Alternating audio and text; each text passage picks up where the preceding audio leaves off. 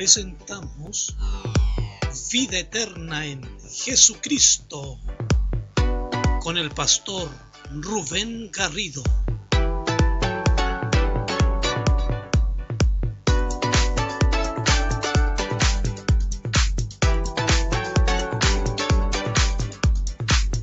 De los Hechos, capítulo 2, voy a comenzar del verso 14. Primer discurso de Pedro. Entonces Pedro, poniéndose en pie con los 11, alzó la voz y les habló diciendo: varones judíos y todos los que habitáis en Jerusalén, esto os sea notorio y oíd mis palabras, porque estos no están ebrios como vosotros suponéis, puesto que es la hora tercera del día. Era muy temprano para que estuvieran ebrios, borrachos, porque el verso 15 del capítulo 2 del libro de los Hechos dice: porque estos no están ebrios como vosotros suponéis, puesto que es la hora tercera del día. Mas esto es lo dicho por el profeta Joel. Note usted que esto había sido anunciado. Y en los postreros días, dice Dios, derramaré de mi espíritu sobre toda carne, y vuestros hijos y vuestras hijas profetizarán, vuestros jóvenes verán visiones y vuestros ancianos soñarán sueños. Y de cierto, sobre mis siervos y sobre mis siervas en aquellos días derramaré de mi espíritu y profetizarán. Y daré prodigios arriba en el cielo y señales abajo en la tierra, sangre y fuego y vapor de humo. El sol se convertirá en tinieblas y la luna en sangre, antes que venga el día del Señor grande y manifiesto. Y todo aquel que invocare el nombre del Señor será salvo. Aleluya. Esta es la lectura de la palabra del Señor. Y yo quiero ir directamente al grano, como dicen. Y no quiero discutir ni contender. Yo sé que tenemos distintas opiniones al respecto de este tema, sobre el Espíritu, sobre la manifestación, sobre el derramamiento. Hay quienes piensan que eso fue solo y quedó en la iglesia primitiva, pero por eso quise leer hasta el final del pasaje, para no contender, para no discutir, para no entrar en las propias interpretaciones y en las opiniones y en los puntos de vista de cada uno. Sé que pueden haber pastores y denominaciones que no predican esto, que no creen. Otros sí, otros no. Otros no le dan el lugar primordial. Alguien dijo que si el Espíritu Santo no está en mi iglesia, y está hablando de una congregación de 7.000 a 8.000 miembros, vaya iglesia, vaya congregación, vaya templo, vaya edificio. Y este siervo de Dios, que ahora está en la presencia del Señor, el pastor David Wilkinson, dijo: si no es por el Espíritu Santo, si el Espíritu Santo no está en medio nuestro, si el Espíritu Santo no está con nosotros, mejor cerramos el edificio, vendemos el edificio y nos vamos cada uno para la casa, porque el Espíritu lo es todo, porque el Espíritu lo es todo, porque el Espíritu Santo es el que mueve a la iglesia. Y para no entrar en detalles, en discusiones, en interpretaciones, leí todo el pasaje hasta el verso 21, y habla de lo que va a ocurrir. Mire, lo que ocurrió en la iglesia primitiva ya ciertamente ocurrió, pero también yo entiendo que la palabra del Señor dice que Él viene por una iglesia pura, santa, sin mácula, sin arruga, una iglesia santa, porque sin santidad nadie verá al Señor. Y la obra del Espíritu Santo es tan necesaria porque es eficaz, porque el Señor mismo lo dijo, que el Espíritu Santo sería para nosotros y haría todo lo que el Padre le ha ordenado hacer. El Señor estuvo con los 12, el Señor permaneció con ellos, formó en ellos, los discipuló, les enseñó, los capacitó, los preparó, los ungió, los apartó, los llamó, los seleccionó, los convocó, los ungió y los determinó, los preparó, los puso a prueba, les enseñó, los amonestó, les corrigió, compartió con ellos, comió con ellos. Y el Señor dijo que el Espíritu Santo sería para nosotros todo esto y más, que el Espíritu estaría con nosotros, que el Espíritu Santo sería dentro de nosotros, que haría la obra a la cual el Padre lo envió. ¿Y cuál es la tarea del Espíritu? Formar la imagen, la persona de Cristo en nosotros, para que este mundo vea. ¿Cuándo va a haber este mundo? Esa es la gran pregunta. ¿Por qué vamos a la iglesia? ¿Por qué vamos al templo? ¿Por qué somos cristianos? ¿Por qué somos evangélicos? ¿Qué predicamos? El Espíritu del Señor, dijo el Señor, el mismo Señor está sobre mí.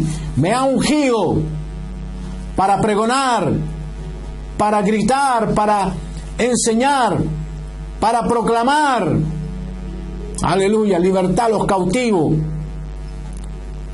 ¿Para qué somos cristianos evangélicos, creyentes? ¿Para ser simplemente evangélicos? No olvidemos que tenemos una gran tarea por delante, una gran comisión. Y esto no recae solo en los predicadores, en los evangelistas, recae en una nación, en un pueblo apartado, en un pueblo santo. Le hago una pregunta. ¿Usted puede dejar de ser malo? ¿Usted puede de la noche a la mañana ser bueno? Ay de mí, dijo el apóstol Pablo, ¿quién me librará de este cuerpo de muerte? Porque lo que no quiero hacer, eso es lo que hago. Es triste. Yo me he quedado mirando en estos días con tristeza, con pesar, con dolor a lo mejor, de padre, de hermano. ¿Cómo se posterga a Dios? Siempre Dios es el que paga los platos rotos por las decisiones nuestras, por las malas decisiones. ¿Cuánta juventud? Yo me acuerdo en las asambleas de Dios, hace no más de 10 años a lo mejor, máximo 15 años, 400 jóvenes, viniendo de retiros, de encuentros, de reencuentros, de requete encuentros. Yo era diácono en ese entonces en la congregación de las asambleas de Dios de Libertadores, la iglesia Nazaret. Y yo como diácono le decía a los pastores, prediquemos la palabra, enseñemos la palabra. Estaba en boga, estaba de moda en ese entonces las caídas, el soplido y las caídas de los muchachos. Todavía no pasaban al frente, visita que venía, predicador, predicadora, líder que venía, tumbaba al suelo. Era la moda, el que no se caía no era de Dios. Todavía no pasaban al frente y ya estaban en el suelo, tumbados los jóvenes. Era una moda, pero esa moda pasó, esa moda murió, esa moda terminó. Ese espectáculo, esa parafernalia, esa explosión carnal,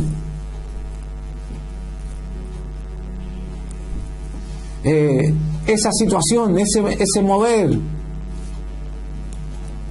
ese espectáculo. Yo debo reconocer que hasta yo me caí un día, porque el que no se caía no era de Dios, estaba en pecado, estaba pasando algo mal en él. Y yo me caí no una vez, 3 veces, porque fue para mí un predicador amigo, muy amigo de mi juventud, soltero yo todavía.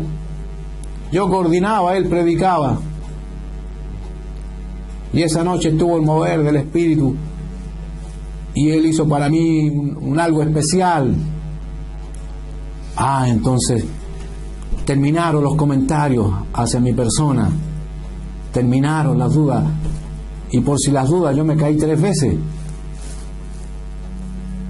Pero ¿qué gané con eso? ¿Qué me dejó esas caídas? Nada, simplemente nada. Hasta el predicador, mi amigo, creyó que yo fui ungido con la unción tremenda. Pero era una moda, era una parafernalia, era, no sé, un hombre de Dios dijo que él usó esa herramienta como una herramienta de defensa. Cuando se abalanzó sobre él una multitud de 200 personas, el Señor le dijo: extiende tus manos y sopla. Y la multitud retrocedió, la multitud cayó, y él pudo zafarse de ser zarandeado, de ser apretado, de ser, no sé, triturado. Era flaquito, un hombre bajito, de haber sido pisoteado, 200 personas abalanzándose sobre él, lo podían haber muerto. En ese caso a él le resultó, Dios le dijo: hazlo. En otra oportunidad, un pastor, frente a un endemoniado que venía con los brazos abiertos para tomarlo del cuello y levantarlo, un hombre gigante como de 2 metros, Dios le dijo: extiende tus manos y átalo. Y el pastor lo hizo. Por supuesto, los demás que habían ido habían arrancado ya. Sálvese quien pueda, dijeron. Y el pastor solo se enfrentó con este hombre gigante que nadie le había podido hacer frente. Y Dios le dijo: amárralo, átalo en el nombre de Jesucristo. Y lo hizo, y el hombre ató sus brazos. Quedó como una momia, como que hubiera sido vendado. Y de ese modo pudo ungirlo.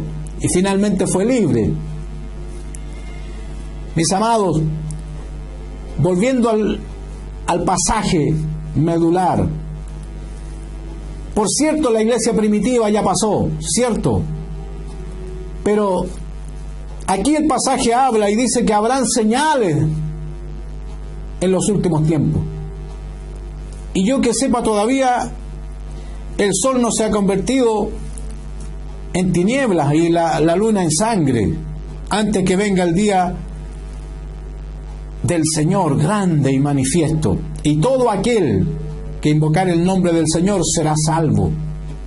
Está hablando del final del tiempo. Veía las noticias, yo creo que ustedes las han visto. No me voy a referir a los crímenes, a las tremendas, horrendas cosas que están ocurriendo, sino a las señales: huracanes, tormentas, torbellinos, terremotos en Venezuela, inundaciones, tremendas señales, cosas, volcanes, trombas marinas, lluvias, aguaceros, no diluvios, lluvias. En España, en Barcelona, ríos desbordados, y están todavía en verano. Señales, señales. Estamos en tiempos decisivos. Pero me duele en mi corazón ver cómo hijos propios, hijos nuestros, hermanos jóvenes, postergan a Dios por una decisión de su carne. Siempre es Dios el que paga las consecuencias de nuestras decisiones, y es postergado. ¿Por qué postergar a Dios? ¿Por qué? Bueno, a mí me han enrostrado, me han encarado, muchas veces me han dicho: tú estás en desobediencia delante de Dios, tú eres pastor, tú tienes el llamado. Pero yo no busco ser pastor, yo no busco iglesia que pastorear. Dios tendrá que tratar directamente conmigo. Es que Dios ha tratado contigo por años, por eso estás así, por eso no prosperas, no te desarrollas. Tengo tíos, familiares que son pastores, que luchan, que están ahí, que batallan y no prosperan, no avanzan. Y yo digo: ¿qué pasa con ellos? El que desea obispado, buena obra desea, pero tiene que gobernar bien su casa, tiene que tener testimonio. El pastorado no es un llamado cualquiera. Yo vibro con el evangelismo, me apasiona, me gusta. Me gustaría ser el dueño de una radio y difundir, predicar, evangelizar todos los días, todo el tiempo. Me apasiona. Veo el sufrimiento de los pastores que de verdad son llamados, son ungidos. Veo aquí mismo en la comuna del Bosque, veo a pastores que han heredado el ministerio. Podría nombrar a varios, pero no lo haré. Hombres que están al frente de la obra, pero que no han sido ungidos ni llamados por Dios. ¿Qué necesitamos? ¿Qué está pasando? Yo creo que si el avivamiento ya se fue, ya se terminó para la iglesia primitiva, en los finales de los tiempos, en los últimos tiempos, en los tiempos decisivos, en los tiempos finales en que muchos determinen, muchos decidan: Señor, obedezco, me incluyo. Yo le he dicho: Señor, ahora que ya me quedan pocos años para jubilarme, ya los hijos están grandes, ya me queda mi esposa, y yo, Señor, ahora dedicarme, no sé, a abrir una obra, a levantar una iglesia, un templo, a lo que usted quiera, Señor. Ahora que ya estoy viejo, bueno, a mis 58 años todavía me quedan a lo mejor hasta los 70, algunos 12 años. De ahí para allá es por gracia que uno sigue viviendo. Los más robustos hasta los 80. Dios dirá: a lo mejor el Señor viene antes. Tiempo de decisión, tiempo de determinar. Y este es el llamado, para ir cerrando el mensaje. Este es el llamado. Estamos en tiempos de señales decisivas. Estamos en tiempos en que hay señales demostrativas de que estamos llegando al tiempo del fin. Y yo espero y yo anhelo en mi corazón que lo que dice aquí: y en los postreros días, dice Dios, derramaré de mi espíritu sobre toda carne. Porque si no, sabe, muy pocos serían salvos. Muy poco, poquísimo. Estábamos en el culto anoche, y de las 80 personas que se reúnen los días domingos, habían 20.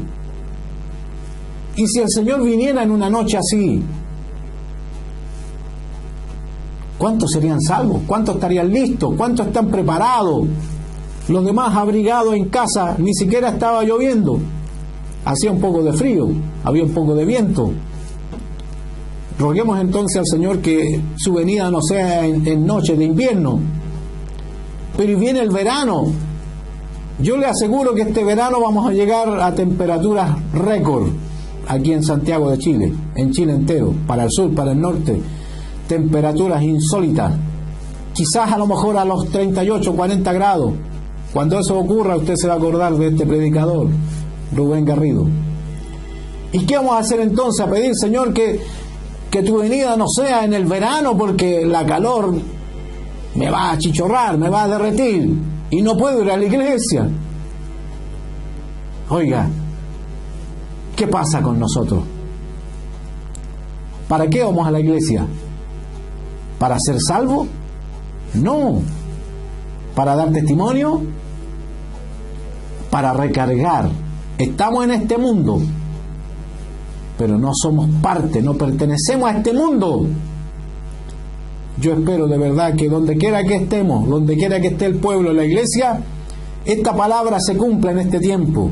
Y en los postreros días, en los finales días, en los últimos días, en los días de decisión, en los días de determinación, en los días finales, derrame su espíritu sobre toda carne. Y nuestros hijos y nuestras hijas profeticen. Y nuestros jóvenes vean visiones. Y nuestros ancianos sueñen sueños. Y de cierto sobre los siervos y sobre las siervas, en aquellos días derramaré de mi espíritu y profetizarán. Yo les decía a los pastores, enseñémosle la palabra a estos 400 jóvenes, preparémoslo, que haya una búsqueda, la llenura del Espíritu Santo, porque yo como joven permanecí por la obra del Espíritu Santo, porque yo la viví, la experimenté. Pero de esos 400 jóvenes que llegaron a ver un día, más con sus padres y sus familiares, pasaban largamente las 500 personas en la iglesia, quedaron 8. Los demás se fueron poco a poco. Muchos se acostaron, tuvieron hijos antes del matrimonio, muchos se fueron al mundo, muchos se casaron, muchos se separaron, muchos se perdieron. Vino la tormenta, vino la dificultad, la prueba, y se fueron, se tumbaron. Otros se fueron fuera de Chile, otros dejaron niñas embarazadas, desaparecieron. ¡Qué terrible! O sea, era un encuentro y un reencuentro y un requete encuentro. Y ahora hay retiro y encuentro para matrimonios. Ojalá que salga humo blanco, ojalá que sean de bendición para fortalecer los matrimonios, para que no se sigan separando tanto, porque uno se casa, se supone, para toda la vida, hasta que la muerte los separe.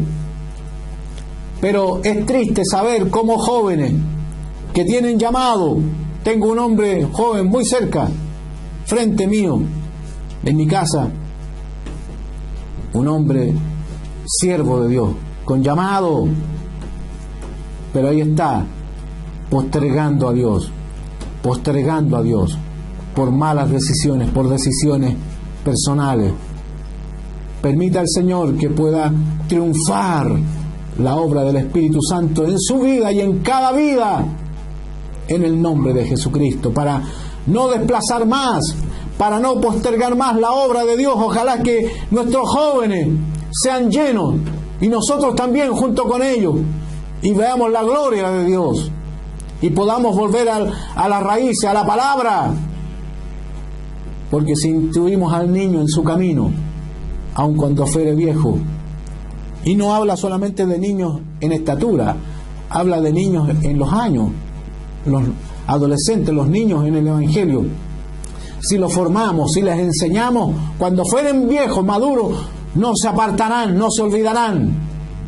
Somos responsables de inspirarles, de legar a ellos la palabra. Tal vez no el ministerio.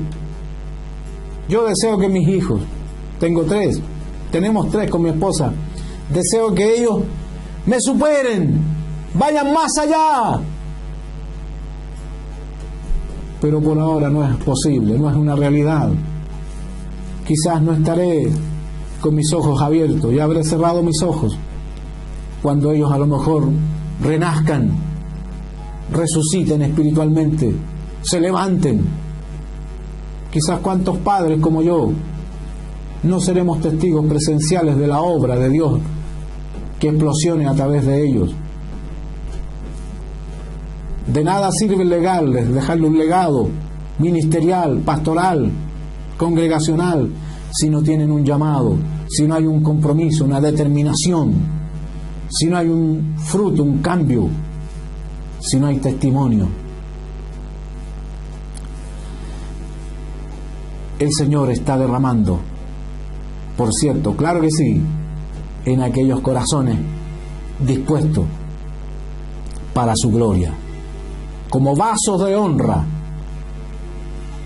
Sea usted uno de esos vasos de honra para su gloria en sus manos. Amén.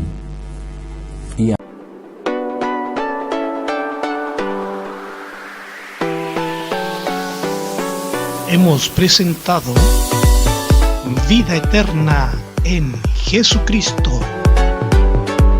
Bendiciones.